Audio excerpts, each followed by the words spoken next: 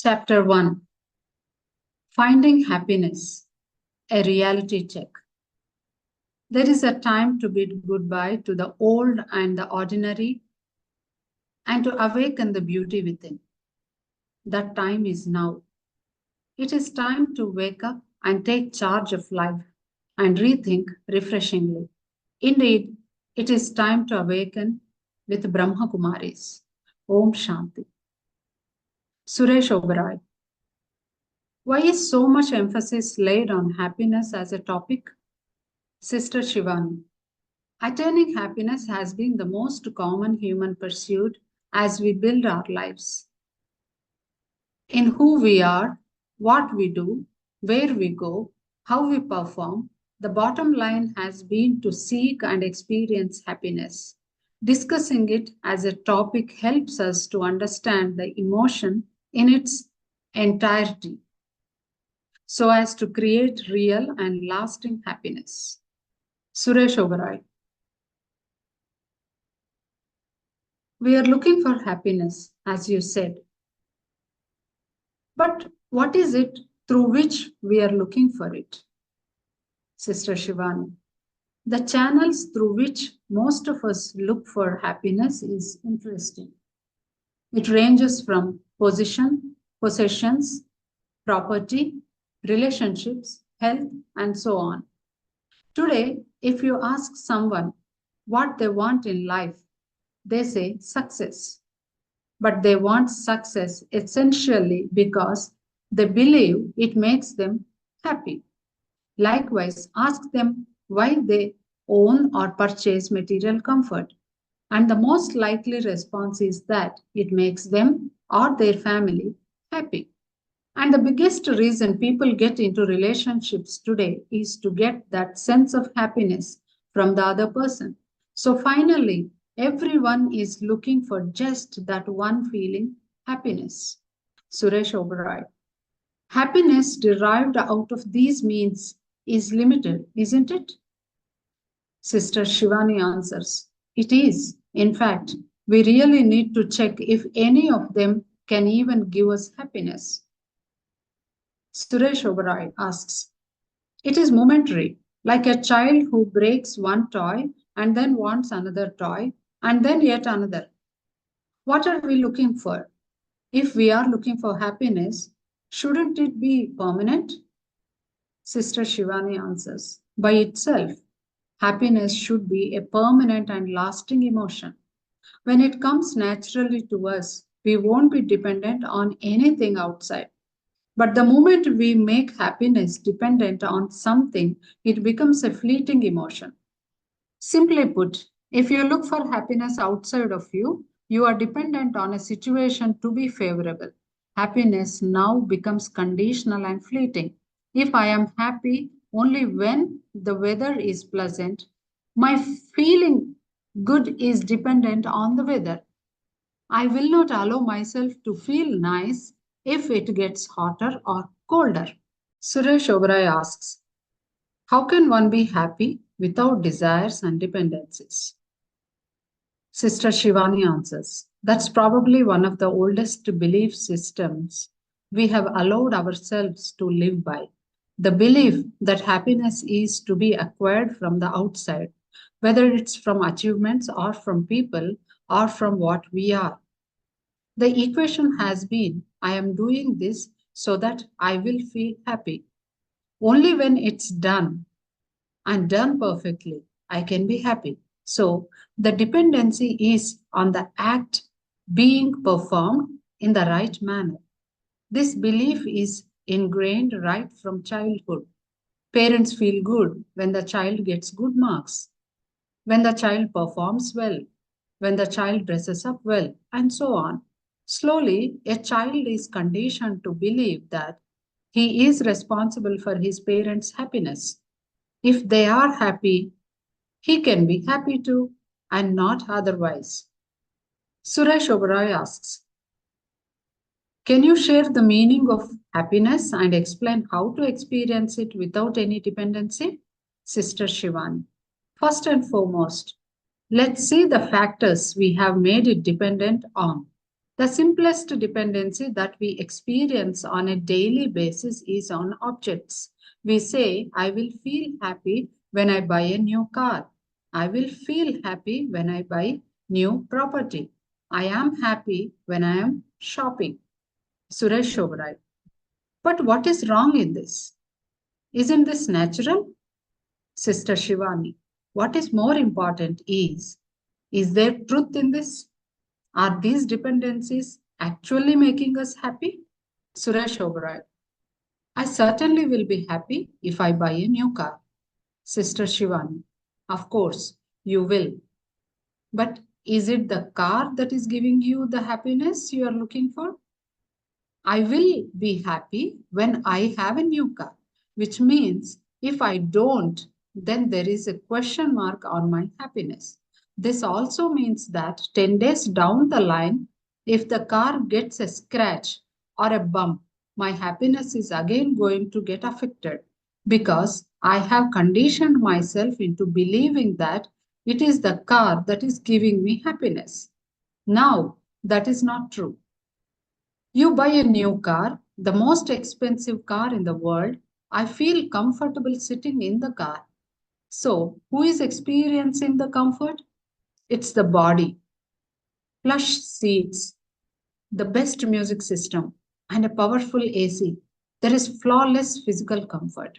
I feel comfortable sitting in the car and tell myself that I'm feeling good. Suppose at that moment I get a phone call giving me news of an unpleasant situation at home, will I still be happy? Suresh Oberoi. No, I cannot be. Sister Shivani. But I am still comfortable. I am still in the most comfortable car. Here we need to understand that the car was designed to give me physical comfort and it will continue to give me physical comfort irrespective of my situations. Suresh Oberoi. Are happiness and comfort two different things? Sister Shivani, yes. Anything physical is designed to give me physical comfort. The chair I'm sitting on is physical and giving me physical comfort, but I wrongly believed it gave me happiness. Suresh Oberoi, is this a wrong belief that we have? Sister Shivani, we have been conditioned to believe so right from childhood. We have grown up with it. But now we need to question our belief system. Suresh Oberoi. Parents buy things for children or take them out often, believing it makes the child happy. Sister Shivani. Absolutely. Today we live in luxurious homes and drive the swankiest cars. We have all the possessions we desired. We have every gadget we wanted. Then why are we still looking for happiness? Shouldn't the search have ended with all objects of comfort? You name it, and we have it all. But we still seem to be searching for that feeling, which the objects of comfort are unable to give. What we have got from them is a comfortable life. Suresh Oberoi.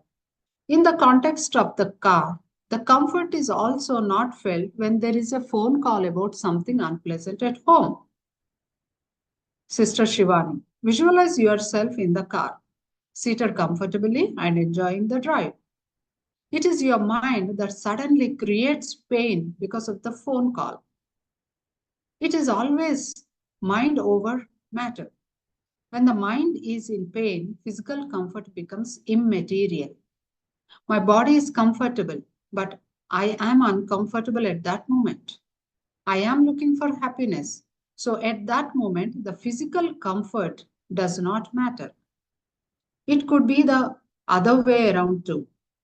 I may be uncomfortable physically. I may just be sitting cross legged on the floor, but internally I can feel bliss. And so I feel very comfortable. Suresh Oberoi, how does one get there? Sister Shivani, by understanding that physical comfort is separate from emotional comfort. Suppose I was not able to experience internal comfort, The internal stability that we call happiness. And I believe if I am physically comfortable, I will be happy. Today, we have started trying to buy happiness. If I buy this and that, the list is never ending. I will be happy. It does not mean we don't buy things. It just means we don't associate objects with our being happy. Let's buy things for their utility or comfort, not for happiness. I need clarity about why I buy something so that I don't tell my mind it gives me happiness. If I associate material objects with happiness, then I would only keep postponing happiness by putting new conditions. Suppose I am constructing a house. I tell myself that once the house is built and I shift there, I will be happy.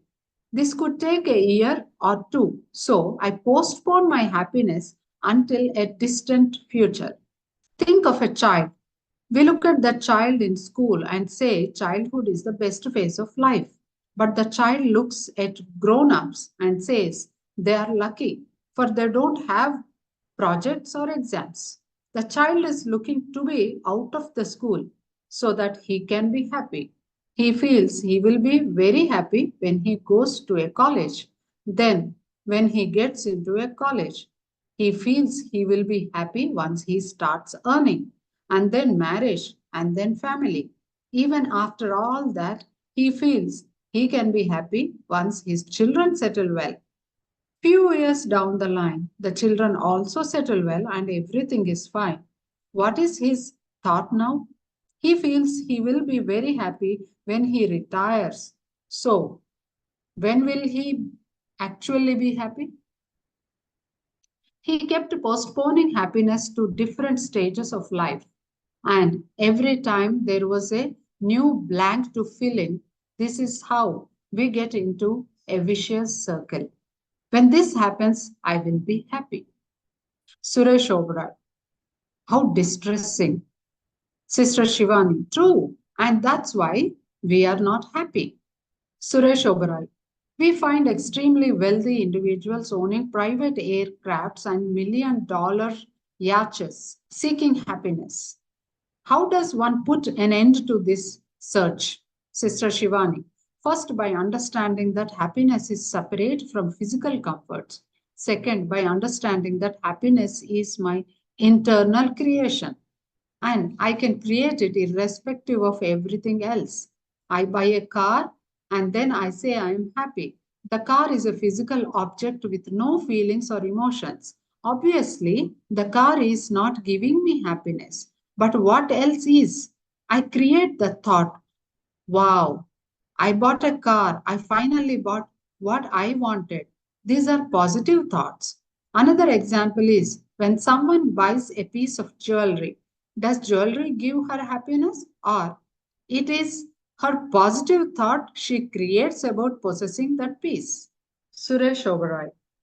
The positive thought cannot be created without the jewelry. Sister Shivani, it means I need an object as a stimulus to create a response. So it's the object, and the object can be anything, like the jewelry set or a car. I look at the object and I create a thought within. So when we acquire an object, our natural response is this is a lovely piece of jewelry that I have just got. Now, who created this thought? Suresh Oberoi. That's tricky. Did I create the thought or was it created because of the object? Sister Shivani. A physical piece of jewelry does not have thoughts and feelings. I look at it and I create a thought. I have bought such a lovely piece of jewelry. If somebody walks into the room 10 minutes later and says it is not nice or says it is fake, what happens then? Now, who is creating the response? If the stimulus was creating the response, then the stimulus will keep on creating the same response, irrespective of a change in situation. Further, if I show the same piece of jewelry to 10 people, will all of them create the same thoughts? Someone says it's too loud. Another may say, I am sorry, I don't like jewelry. A third friend might say, I love it, but I can't afford it. The piece of jewelry is the same. Suresh Oberoi. My response to the piece is my choice. Sister Shivani. Yes, it is in my thought. Suresh Oberoi. I'm responding, which means I'm creating. I am creating either happiness or unhappiness. Sister Shivani. We could create thoughts of pleasure or thoughts of jealousy or hurt in response to the same piece of jewelry. The stimulus is the same, the object is the same. If the object were to create the thought, it would create the same thought in everyone. If the object, whether a car, a piece of jewelry, or a lovely garden, is what is creating the thought, then it should create the same thought in every person. Look at the greenery around this place. You may admire nature, while another person may just walk past it without acknowledging its beauty. These are different responses to the same stimulus. The response is the choice of the creator, and I am the creator. Suresh Oberoi, I am the creator, and I am creating unhappiness or happiness. But how does one do without a stimulus? Sister Shivani, by understanding that I am creating the thought, we are not aware that we are the creators. We believe the thoughts come to us because of something outside. If you say something that I believe is rude, I get hurt. I may not even realize that I'm creating that feeling of hurt. I conveniently say, You hurt me. I think it is all coming from outside. So I expect that you need to speak politely for me to feel better. I wait for you to apologize because once you do that, I would feel better. This is dependency. Suresh Oberoi, perhaps I would say I never meant that. Sister Shivani, but I will still say you hurt me. We can go on telling people, I am hurt because of you. I am angry because of you. I am upset because of you.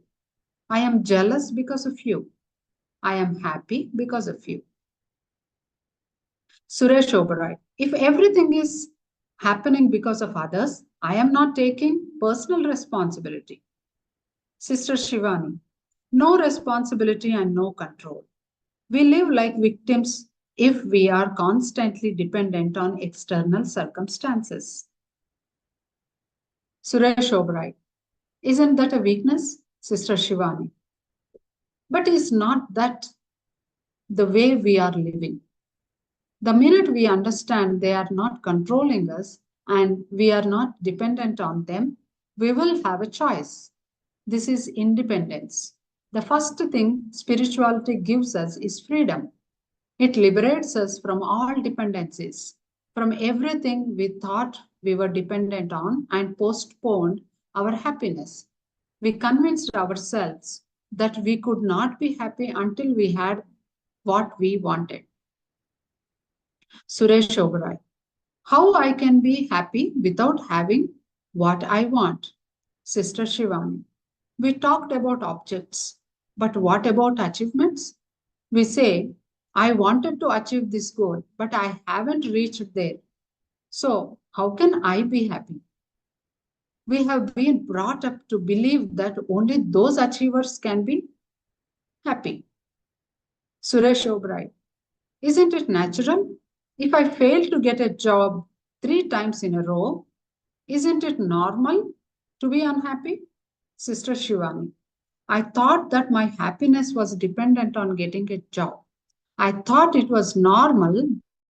That's why getting upset was a normal reaction too. To be tense is normal. To worry is normal. To fear is normal. To be sad is normal. But to feel happy doesn't come so easily to us. Problems and challenges are bound to arise. But to despair or to face them optimistically is our choice. Situations are outside. Suresh Oberoi, But that external scenario disturbs me internally. Sister Shivani, that's a choice. Does it disturb everyone?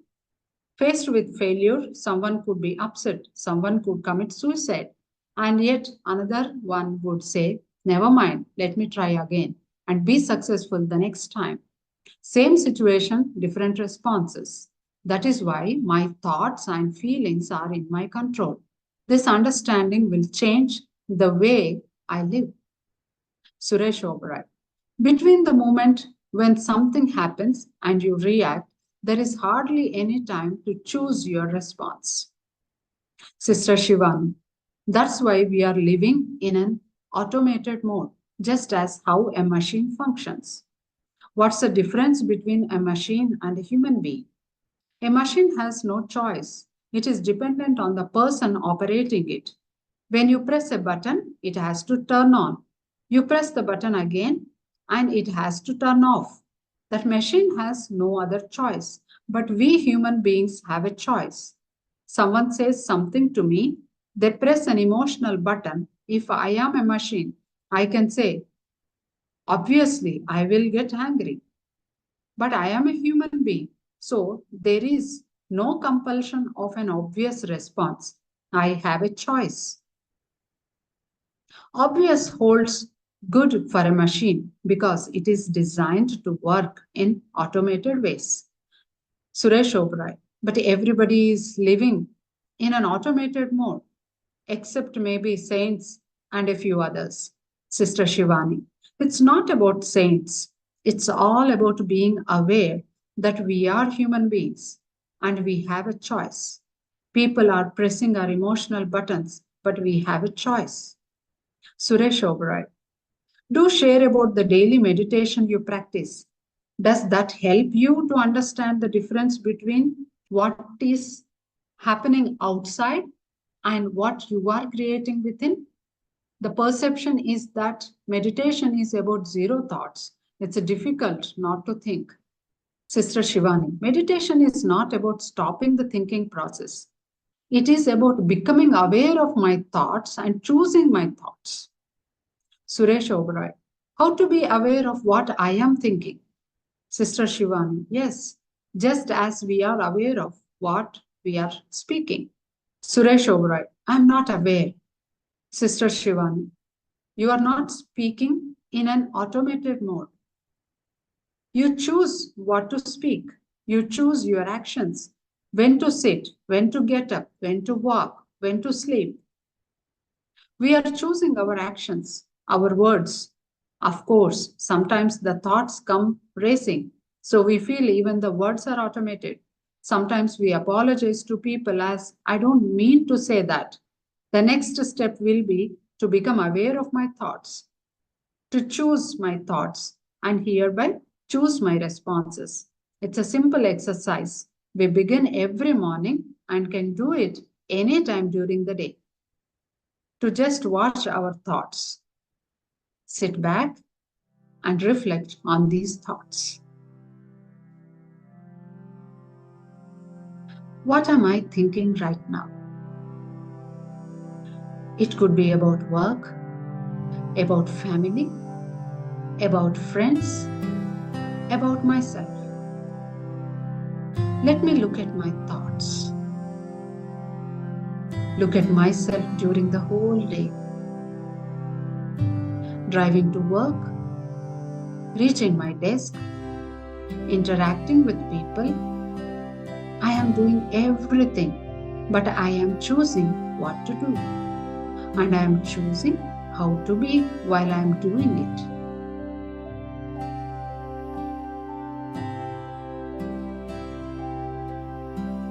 I have a choice how to feel while I am doing everything I am doing outside. Situations, targets, goals, people. They are all external. Let me look at myself, how I think, how I feel, and then how I respond. It's my choice. I am the creator of my response. Om Shanti.